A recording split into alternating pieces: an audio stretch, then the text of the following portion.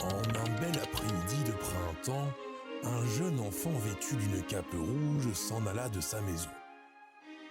Sa mission de la journée était d'apporter du beurre et des œufs à la maison de sa grand-mère. Le petit chaperon rouge s'engouffra dans la forêt, entamant ainsi sa marche d'une demi-lieue jusqu'à la maisonnette.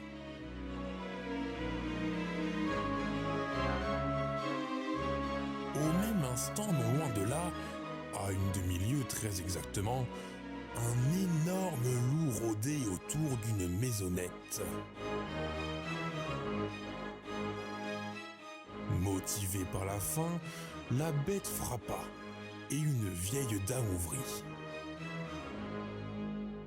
En 2 temps 3 mouvements, l'animal sauta sur sa proie et fit 2 tours de la clé. Elle croqua puis mâcha, en une fois avala et la panse bien remplie sur le lit s'affala. Le loup tout somnolent ferme un œil et puis l'autre.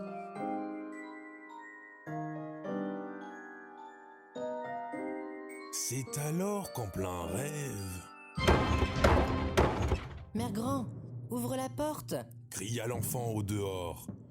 Le loup, sorti de son sommeil et en pleine digestion, réfléchissait à la façon de s'en sortir.